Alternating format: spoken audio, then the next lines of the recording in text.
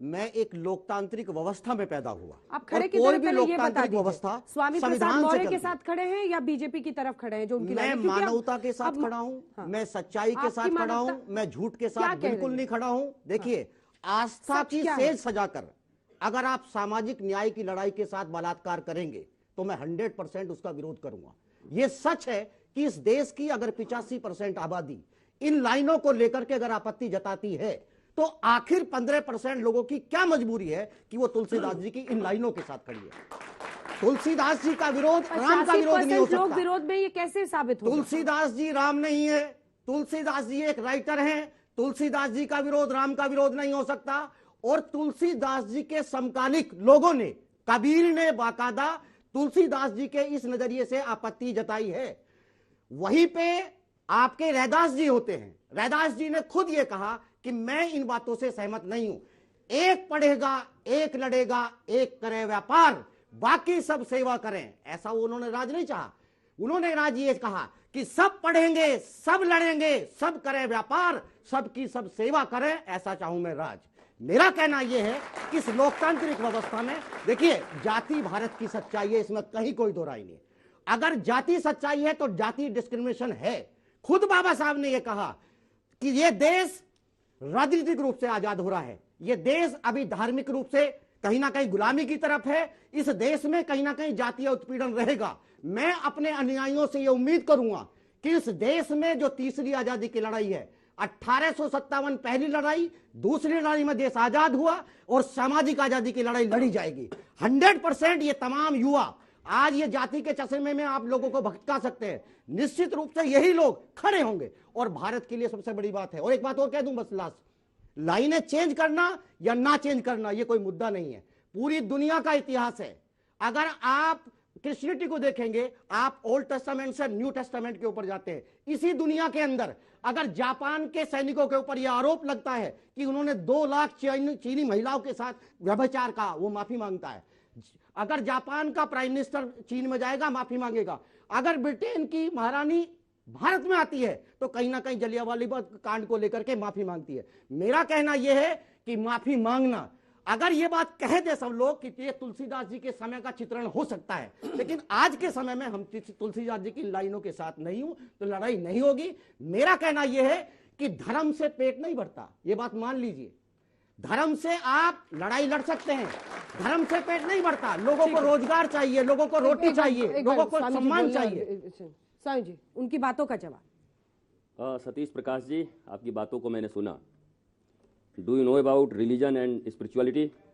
Religion और spirituality के बीच आपको अंतर पता होना चाहिए।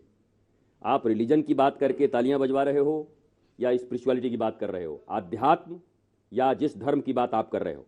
धर्म का सीधा सीधा अर्थ, मेरे बच्चों आप ताली बजा रहे हो, सत्य को धारण करने की क्षमता को धर्म कहते हैं। वो सत्य धारण करना चाहिए कि नहीं करना चाहिए? ये कह रहे हैं धर्म से पेट नहीं चलता, जीवन जीने की कला को धर्म कहते हैं। उस जीवन जीने की कला से रोटियां मिलेंगी कि नहीं मिलेंगी, रोजगार मिलेंगे कि नहीं मिलेंगे? आप किस धर्म की बात कर रहे हैं? दूसरी बात सुनिए, इस दुनिया में सबसे ज्यादा विकसित कंट्री कौन है? America, Sweden and Japan. सबसे ज्यादा लिटरेसी कहां है? America, Sweden and Japan. Education नहीं है, लिटरेसी है। There are big difference between literacy and education. Literacy education नहीं हो सकता, लेकिन इन दोनों, इन तीनों कंट्रियों में सबसे ज्यादा पागल हैं और सबसे ज्यादा आत्महत्याएं होती हैं। ये कनेक्शन क्या कहलाता है?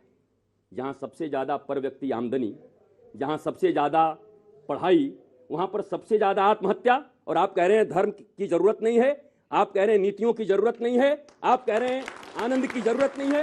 धर्म का अर्थ होता है आनंद, धर्म का अर्थ होता है इनर ब्लिसफुलनेस, धर्म का अर्थ होता है ट्रूथ, धर्म का अर्थ होता है लव, नथिंग एल्स। उस धर्म की बात करने में आया हूं। आप ये मत समझो कि दाढ़ी बढ़ाकर खड़े हो गए। मेरे गुरु ने मुझे बहुत पढ़ाया, हायर एजुकेशन दी, बहुत धन संपत्तियां दी। मेरे बाद 7 पीढ़ियां बैठ करके भारत में धर्म का प्रचार कर सकती हैं। उन्होंने जब मुझे पढ़ा लिया तब कहा जाओ लोगों के बीच में और रियल धर्म का प्रचार करो। मेरे बच्चों, मैं आपके बीच रियल धर्म का प्रचार करने आया हूं। वो धर्म जहां प्रेम हो, जहां आनंद हो, जहां मस्ती हो। लेकिन ये धर्म के नाम पर पन्ने फाड़ना, रामायण फाड़ना और किसी और मजहब के विषय में बोलने से डरना, क्या ये भारत है? इसी भारत में आप रहना चाहते हैं?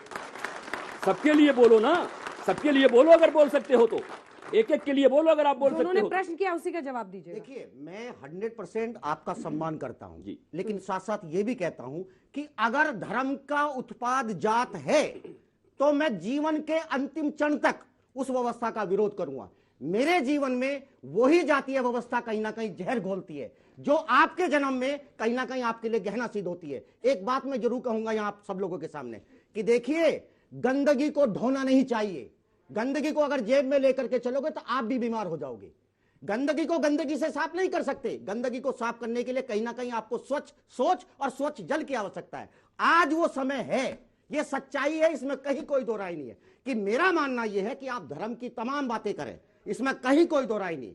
और दूसरी बात, एक सच्चाई और आपके कार्यक्रम में बता रहा हूं मैडम, एक जरा सी बात जल्दी। कि देखिए सुनिए, हमने जातीय डिस्क्रिमिनेशन झेला। 1935 में बाबा साहब ने यह कहा कि मैं हिंदू धर्म में पैदा हुआ लेकिन हिंदू धर्म में मरूंगा नहीं। लेकिन अगर आप भारत में अगर धर्म परिवर्तन को देखेंगे तो तमाम जातियां, इस्लाम में जातियां गई भारत संकरण में, इस्लाम के अंदर तमाम जातियां हिंदुओं की उपलब्ध हैं। सिर्फ दलितों की एक जाति अगर आप मुझे बता दें, तमाम डिस्क्रिमिनेशन के बावजूद भी हमने धर्म परिवर्तन नहीं किया। अगर हम अपने सम्मान पूर्वक जीवन की बात करते हैं तो हमारी बातों को कहीं ना कहीं गंभीरता से सुनना चाहिए।